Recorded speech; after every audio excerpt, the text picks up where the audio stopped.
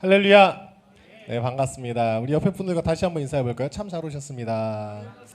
잘 오셨습니다. 네. 여러분들 예전에 그런 말 많이 들어봤죠? 물에다가 막 칭찬을 하면은 물이 육각수가 된다고. 혹시 들어봤나요? 물에다가 막 칭찬을 하면 물이 그 물의 결정체를 보니까 그 육각수 형태가 나타난다고 하더라고요. 근데 어떤 한 물에는 맨날 볼 때마다 악담을 퍼붓고 욕을 하니까 그 그거를 다시 자세히 살펴보니까 정말 막 끔찍한 모양새로, 정말 되게 좀 보기 싫은 흉측한 그런 모양새로 이렇게 바뀌었다고 하는 그런 실험을 들어본 적이 있어요. 그래서 맨날 뭐 화분이나 이런 데에도 보면은 맨날 칭찬을 해줘라, 뭐 이쁜 말을 해줘라, 뭐 이렇게 이야기를 하는데, 우리 옆에 사람들 보면서 한 번씩 이쁜 말 한 번씩 해줄까요? 이쁜 말 한 번씩 해줄까요? 이쁜 말?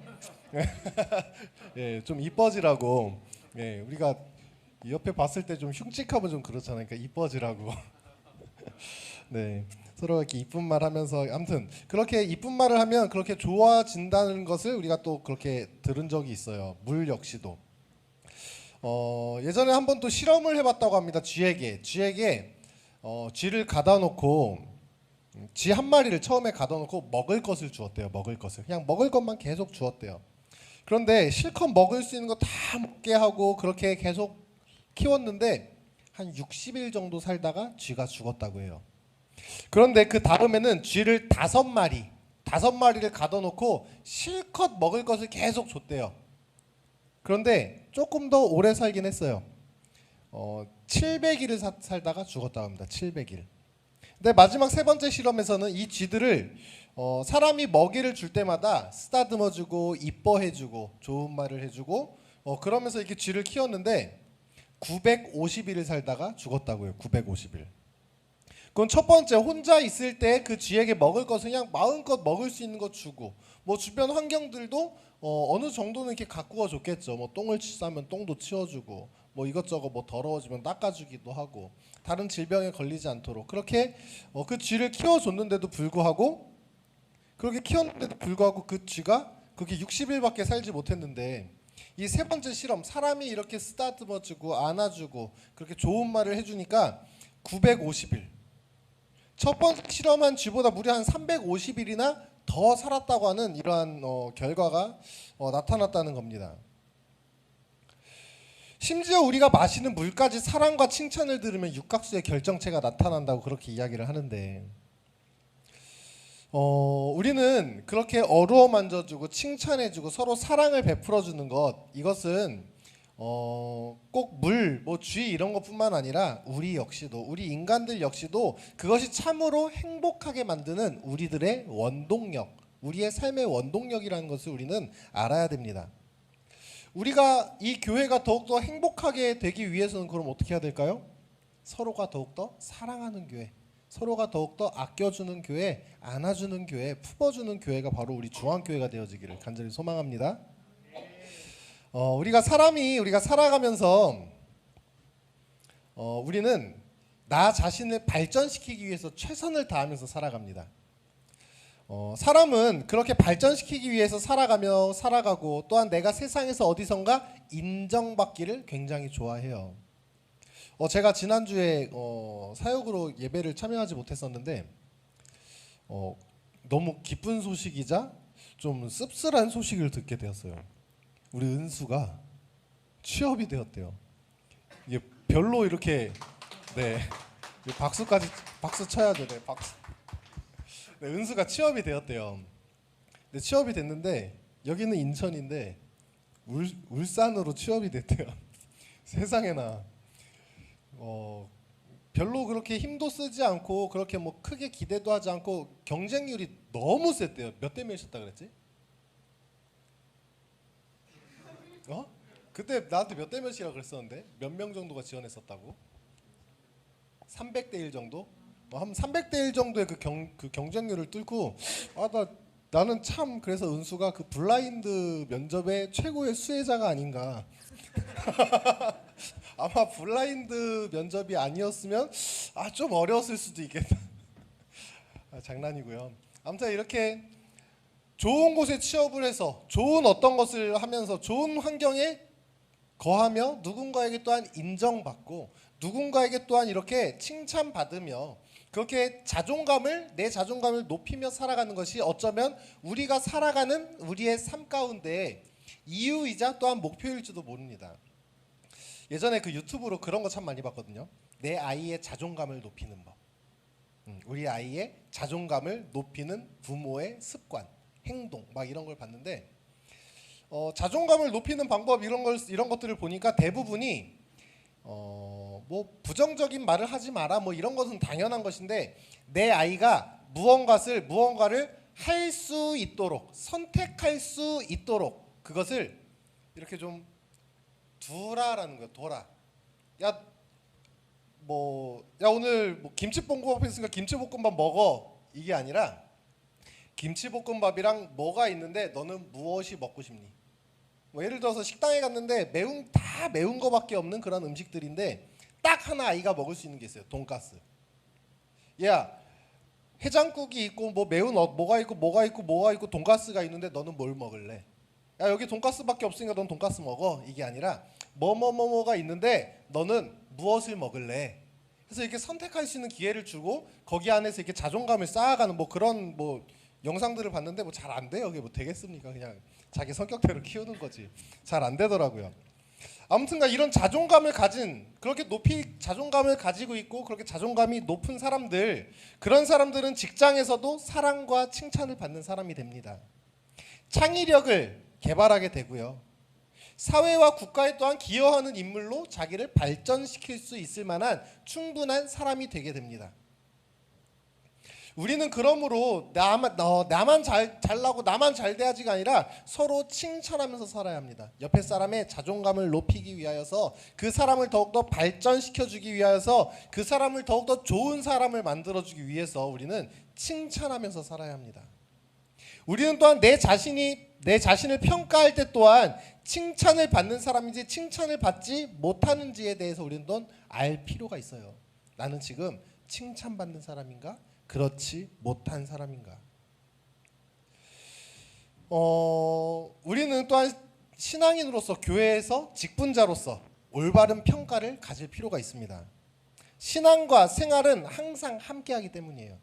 신앙과 세상을 분리해서 살아가면 그것은 신앙이 아니죠. 그냥 우리는 종교인으로서 남을 뿐이죠.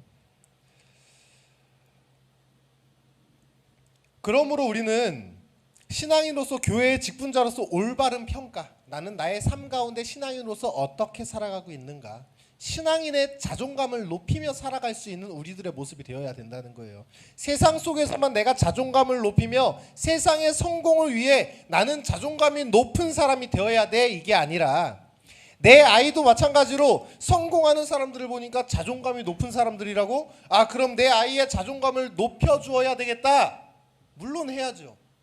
근데 그것뿐만 아니라 신앙인으로서의 크리스찬의 자존감을 높일 수 있는 아이가 될 수 있도록 또한 나의 삶이 될 수 있도록 우리의 삶과 이 교회와 나라가 될 수 있도록 우리는 거기에 초점을 맞추면서 더욱더 살아나가야 한다는 것이죠.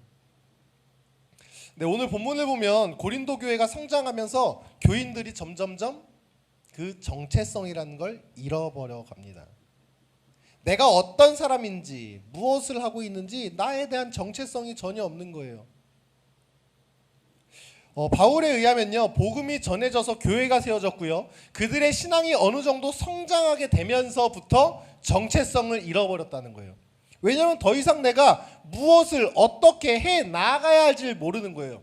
딱 가르쳐준 거기까지, 딱 내가 아는 그 수준까지, 그 이상의 무언가를 할 수 없는 사람이 되어져 버리니까 나는 1 더하기 1밖에 모르는데 그럼 그 다음에 난 뭘 해야 되지? 난 덧셈밖에 할 줄 모르는데 그 다음에 나는 뭘 해야 하지? 거기에 머물러 있었던 게 바로 고린도 교회 사람들이었다는 것이죠. 근데 가장 심각했던 거는 그 정체성이 거기에서 머물러 있고 무너져 버리고 잃어버리는 것, 그게 가장 큰 문제가 아니라 분열, 점점점 분열하고 있었다는 거예요. 그 분열은 바로 무엇이냐? 교회가 깨지고 있다는 거예요. 교회가 깨지고 있다는 거예요. 교회가 깨지고 있다는 거. 사실 고린도 교회는요, 하나님의 정말 무한한 은혜를 받은 그러한 교회입니다. 고린도전서 1장 5절을 보면요, 모든 구변과 모든 지식이 풍족하게 되었다라고 기록하고 있어요.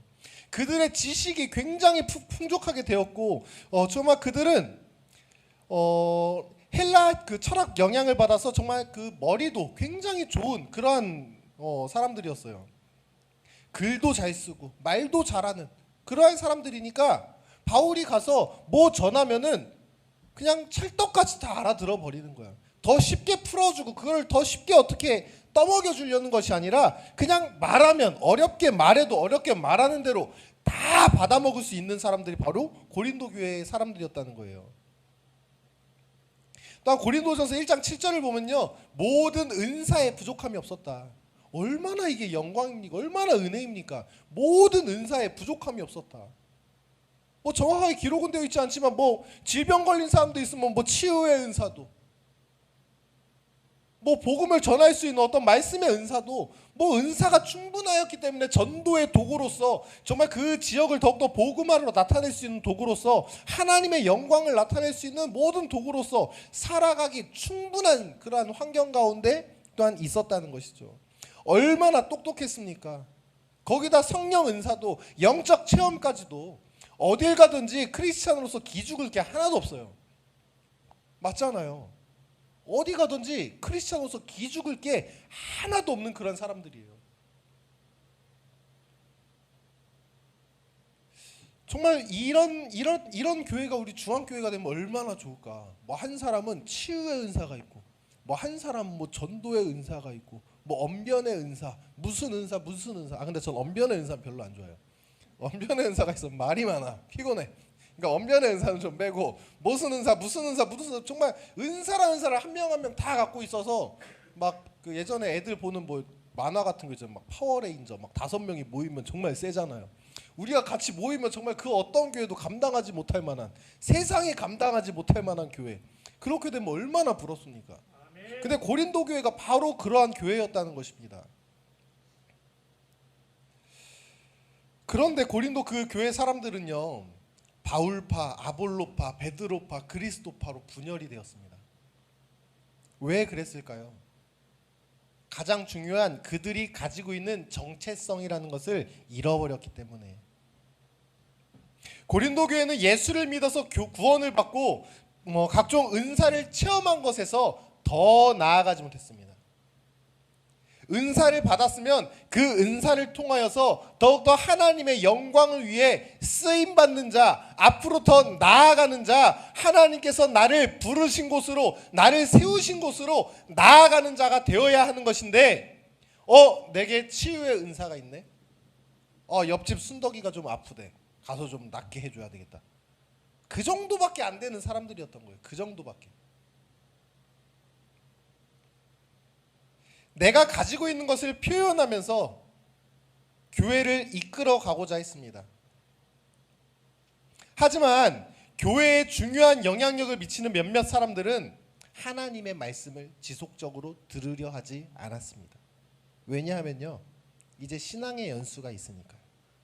왜냐하면요, 이제 그들도 나름대로의 교회의 문화라는 게 생겨났으니까요. 교회에 보면은 가장 속상할 때가 언제냐면 진짜 싸울 일도 아닌데 싸운다니까요.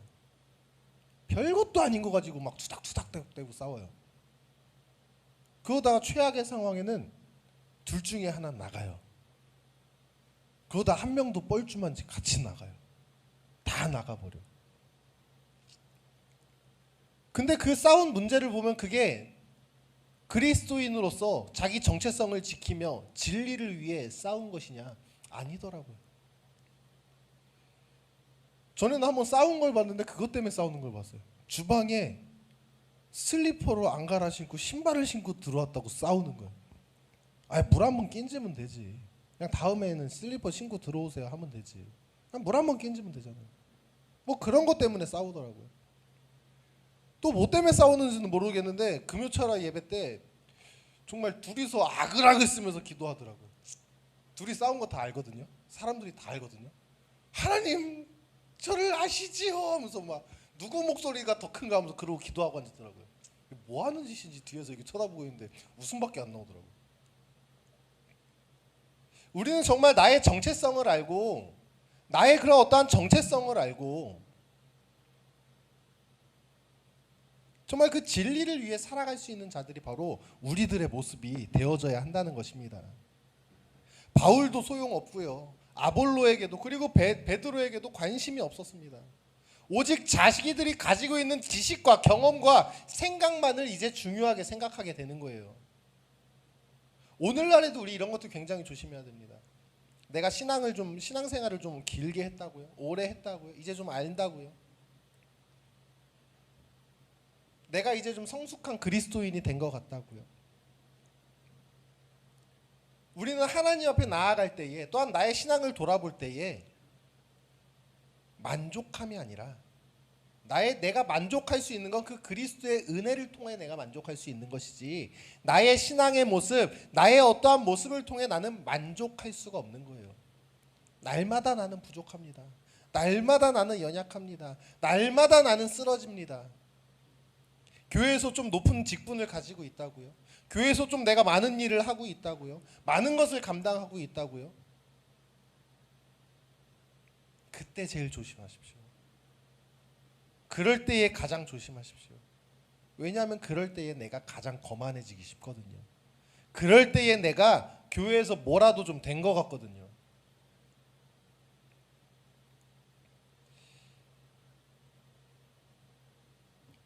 가끔 그런 거 보는 때가 있어요. 교회에서 막 학생 때부터 봉사 되게 열심히 하고 막 그러다가 오해하는 거야 본인이. 그런 학생들 되게 많이 봤거든요.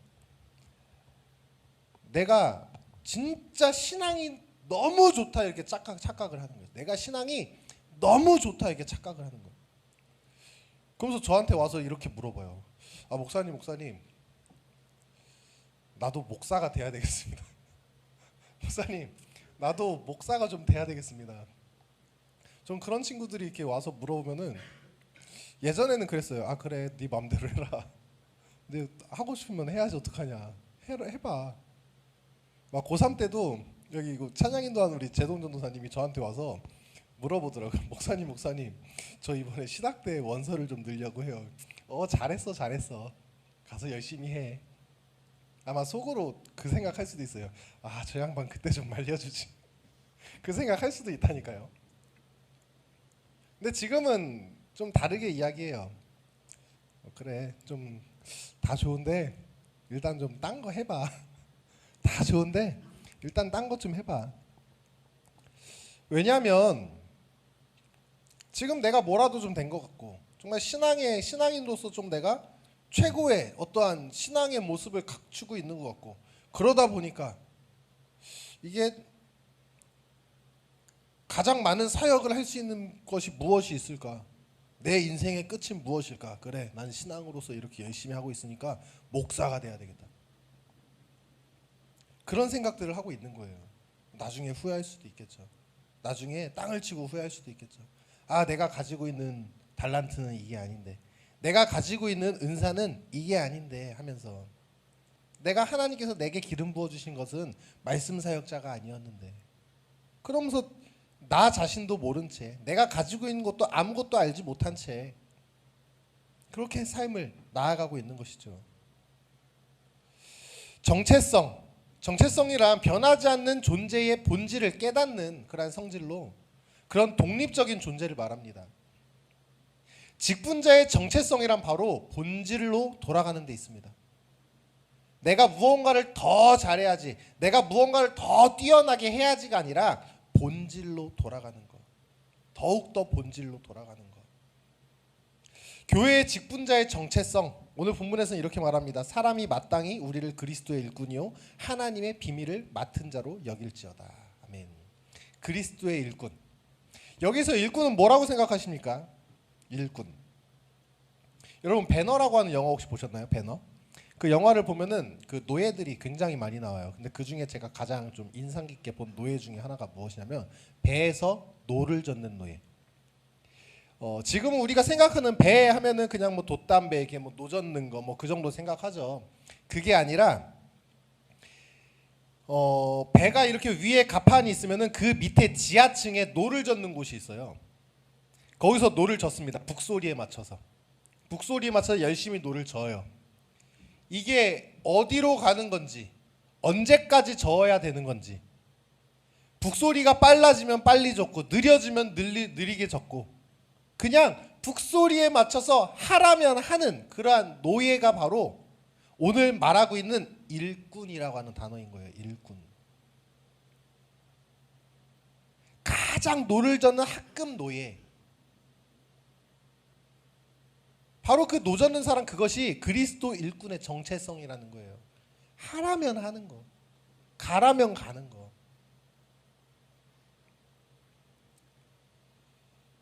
근데 또 하라면 하는 거, 가라면 가는 거, 이거를 좀 오해하는 사람들이 있더라고요. 하나님의 말씀 따라. 할렐루야. 하나님의 말씀 따라. 아니, 목사가 하라는 건 해도 되고 안 해도 되고 상관없어요. 목사도 신도 아니고 뭐 목사 말 안 듣는다고 뭐 저주 받습니까? 말씀 따라. 말씀 따라. 우리가 들을 건 말씀밖에 없어요. 그리스도 주님의 말씀밖에. 우리가 가지고 있는 그 66권에 그 말씀밖에 없다는 것입니다. 이것을 왜 져야 하냐? 언제까지 내가 저어야 하냐? 궁금증을 가지지 말고 막 짜증나고 귀찮고 힘들어도 가라면 가는 거예요. 그냥 가라면 가는 거. 우리에게 그런 것을 물을 권리조차도 없습니다. 그냥 하라 하시니까 하는 거예요. 하나님께서 만드시는 그 큰 그림 속에서 하라고 하시니까 우리는 그냥 하는 거라고요. 이것이 바로 바울이 말하는 일꾼의 의미입니다. 주님을 섬길 때 직분자로서, 또한 내가 어떠한 봉사로서 할 때 나의 어떠한 지식은 필요하지 않다는 거예요. 나의 어떠한 생각은 필요하지 않다는 거예요. 북소리처럼 하나님의 말씀이 내게 들려올 때에 그냥 걸어가고 그냥 하면 되는 거예요. 그냥 하면. 하나님의 말씀에 나의 생각이 들어가는 순간 이물질이 들어가 버리는 거예요. 예전에, 얼마 전에 저희 주유소가, 집 앞에 있는 주유소가 뭐가 걸려서 문을 닫아 버렸어요. 그럼 사람들 사이에서 여러 가지 루머가 있었어요. 저 주유소 분명 가짜 기름을 팔아서 저렇게 문을 닫았을 거야. 야, 우리 동네 사람들 저기서 기름 많이 넣었는데 막 차 망가지고 수리하게 되면 그 수리비는 다 어디다 내야 되냐. 별의별 루머가 막 다 돌고 있는 거예요. 한 사람이 되게 현명하신 분 같아요. 그런 루머들이 막 돌고 있으니까 어떤 분이 구청에다가 그것을 문의를 해서 이 주유소가 왜 어떤 이유로 문을 닫았는지 이 동네에서 소비자로서 우리는 알아야 되겠다. 좀 알려주시오.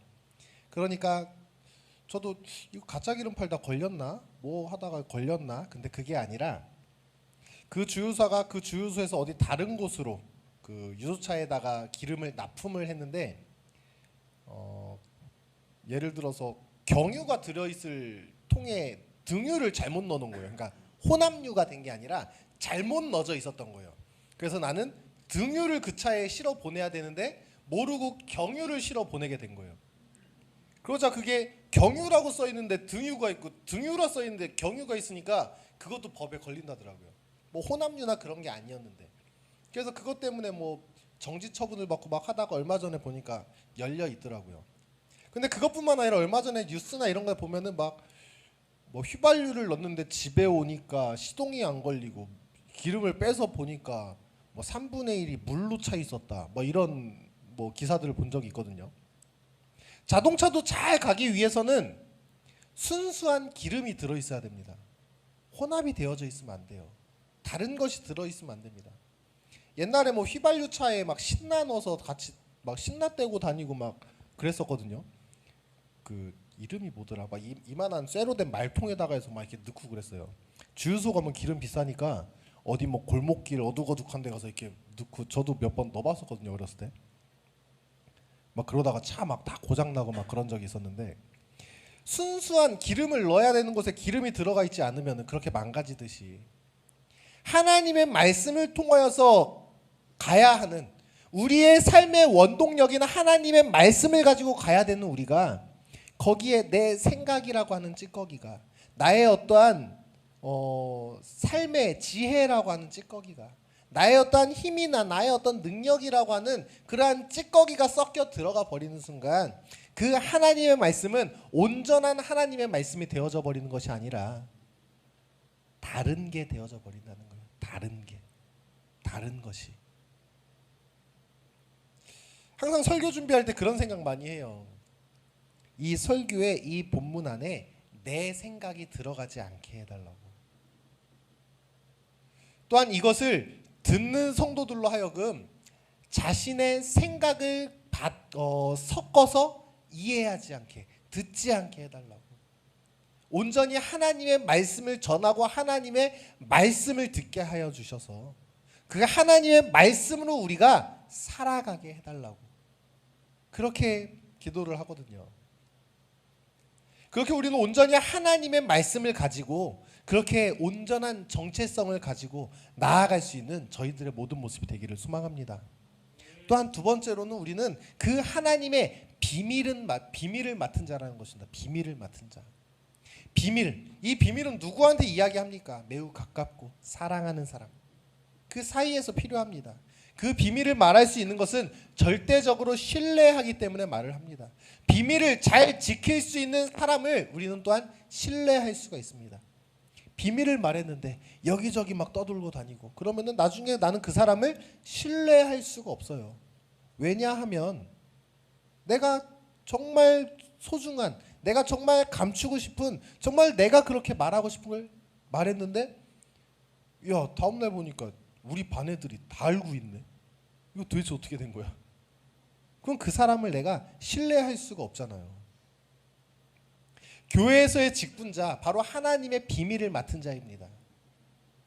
그 하나님의 비밀을 맡은 자, 그들은 바로 맡긴 자, 청직이라는 것입니다. 그 비밀을 맡은 자,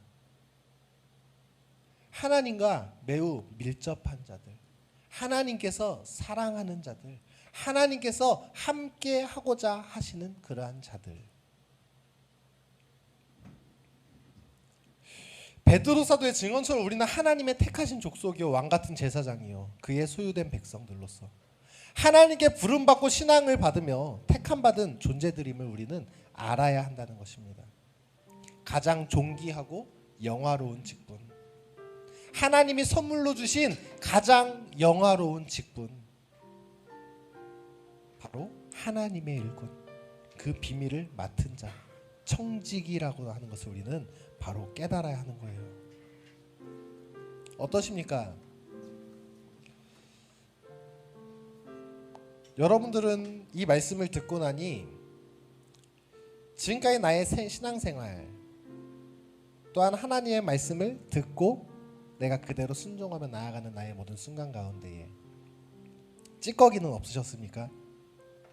그대로 순종하셨습니까? 때로는 내게 많은 은사가 있었는데도 불구하고 하고 싶은 건 하고 하기 싫은 건 하지 않는, 내가 뭐 베스킨라빈스 31도 아니고 골라먹는 재미가 있습니까? 아니죠. 그대로 순종할 수 있는 믿음으로, 그대로 순종할 수 있는 믿음으로 나를 너무 사랑하셔서, 또한 나를 믿으셔서 나를 사용하기 원하셔서 그 비밀을 내게 주시고 청지기로서 나를 세워주셨으니 주님, 그 길을 내가 걸어가겠습니다. 주님께서 부르신 그 길 따라 내가 가겠습니다. 지금까지 내가 그 말씀의 다른 찌꺼기들을 같이 감리해서 내 멋대로 나만의 신앙생활을 해왔다면 하나님, 이제는 정말 이제는 그 하나님의 말씀만을 보며 그 하나님의 말씀만을 바라보며 그렇게 걸어가겠습니다. 그렇게 우리가 또한 고백하며 나의 지난 잘못된 모든 것들을 또한 회개하고 내려놓으며 주께 나아갈 수 있는 저희가 되기를 간절히 소망합니다.